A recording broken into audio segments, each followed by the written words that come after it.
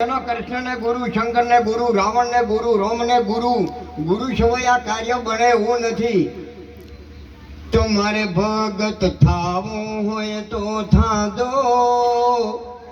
હમદવું હોય તો હમદજો, હમ બેહવું હોય તો બેહજો, ગુરુ કરવા હોય તો કરજો, નકે હાવ કોરા કાટ દાદો, યમ ગુરુ ના જોક છે.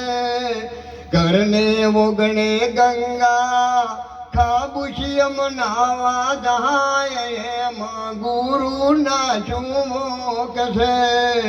કરને ઓગણે મા બાપ પથરે ભોડા ફોડવા જાય, એમાં ગુરુ ના જોક છે.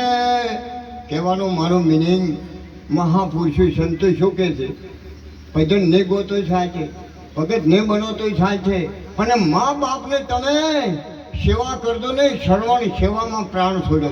રોમનો જલમ નતો છો અને શ્રવણે પ્રાણ છોડ્યો.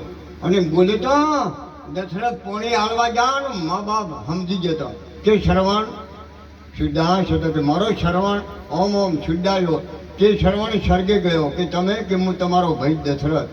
હા હા હા, દશરથ તારે દીકરા ચા, અંત સમય ને કે પાંચ.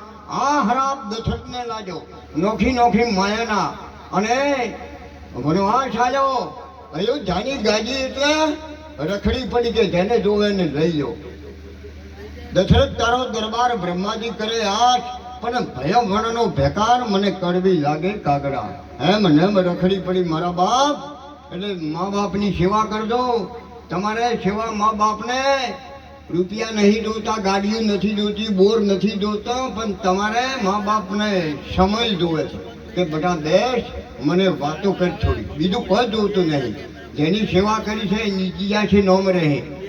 મા બાપની સેવા કરજો, બીજું કોઈ નથી કરવું. હવે સમય ઘણો નહીં, કેમ કે હવે બધાને ઓભળવા માપ હારું. ઘણા સંતો, આચાર્યો, કલાકારો ઘણા ગરમ ના હારા, ઘણા નરમે ના હારા. ને શું ગાલી બેઠો હોય, શું ભૂલ છે તો કેવા હારા? ગરમ ના હારા, નરમ ના હારા તો કેવા હારા? એક ભાઈ હતા, નોકરી કરતા હતા. એટલે એને ઘેરથી કે મળવા જ આવું છે, કે એક મહિનાથી ભોડો ખૂટે છે, કે એ તો કે મારે લેઘો નથી શિવાડવા, કે અત્યારે શિવાડવું ફરો, તો કે શિવાડવું ફરો, કે સવારે મળવા જ આવું, મહિનાથી ભોડો ખૂટું છું કે. એને દોસ્તાર હતા કે ભાઈ કે સવારે મળવા જ આવું છે, આટલો લેઘો મારે ના સીવી નાખે, એટલે કે હોય મિલતો પોસ વાગે કે લઈ જાજો, હોય વળગાડી ફરો. અને કે માપ તો કે નહીં જોતું, કે તને હોય કાયમ હેડે છે, ભાલ્યો છે કે હું સીવી નાખ્યું, કે હારો. એટલે પેલો સીવીને વળગાડીને જતો રહ્યો, ને પેલો ભાઈ લઈ ગયો ઘરે ઓમ કરી માપો તો એક વેચ વધારે સીવાઈ ગયો. કે હા હવે હારિયામ જવા સારું તો નથી, કે હારિયામ જવા સારું મૂઠું મળ્યા મળી. કેવા બની ઠણી બૂટ મોઢા પહેને સટિંગ કરીને નહીં જતા, હાથમાં બાયક, કોનમાં માયક, બાળી બેહવા લાયક. કેવા જોય હરજીને બાળી પટ્ટી થાય તો ખબર ના રહે.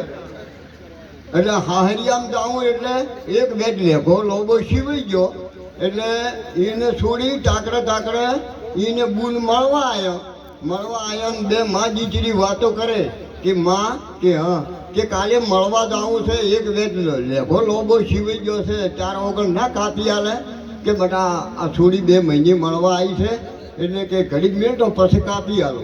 પછી એની બૂનને કીધું કે બુના કે એક વેચ લેઘો સીવાઈ ગયો, 4 ઓગણ ના કાપી આલે, કે ઘડીક વાતો કરવા જ 2 મહિને આવીશું માને. પછી એને ઘેરથી કીધું, વાહન ધોતો હતા, કે કાલે મળવા જ આવું છે, એક વેચ લેઘો લોબો સીવાઈ ગયો, 4 ઓગણ ના કાપી આલે, પણ કે મારે કે આ વાહન હમા કરવા, છોકરાને પથારીઓ કરવી, ઊંઘાડવા, કે મેળો પછી કાપી આલો. પેલા ભાઈ તો કોમ કર્યું, થાચા ઊંઘાઈ ગયા. એને માટે કે અમને છોકરો બોલ છે, હજી ઊંઘે જાજે કાતણી 4 ઓગણ કાપીને વેચાજો બરો, એ ઊંઘાઈ ગયો. પછી એને બૂન જાજ્યો, એને બૂન કે માર ભાઈ કે કાલી બોલ છે, ઘણા દાડી મળવા આવીશું, કે બધું લેખાનું કીધું છે, કે 4 ઓગણ કાપી આલો. એ જાજે 4 ઓગણ કાપી ને વળગાડ્યો બરો. પછી એ ઊંઘાઈ જતી, એને ઘેરથી જાજ્યો. કે નેટ 1 મહિને તૈયાર કર્યા છે ને લેખાનું કાપવાનું બીજું ને કાપેલું કાલથી મળવા નહીં આવે એટલે એ જ આજે જઈએ ને 4 ઓગળ કાપીને વળગાડ્યો પડો એટલે વળગાડ્યો પેલો માયા ધોયો ને કે હવે કપડાં પહેરો કે આપણે હવે કે હેડ કે લાગે પેલો લેખો ને બીજો લેખો લાવ્યો છે માપો છે નિસંડામાં કે ની લેખામ હે માપ જુએ હવે આપણે ઘણો સમય નહીં લ્યો કહેવાનું મારું ઈચ્છું એટલે હજી બાપુને ઓભળવા અને હજી તો અમારે બેન પાલન પૂછી આવ્યા છે દીકરી એમને ભજનમાં આવવું છે હવે એક વાણીની મોહળ જ હા એક વાણી બોલો પડી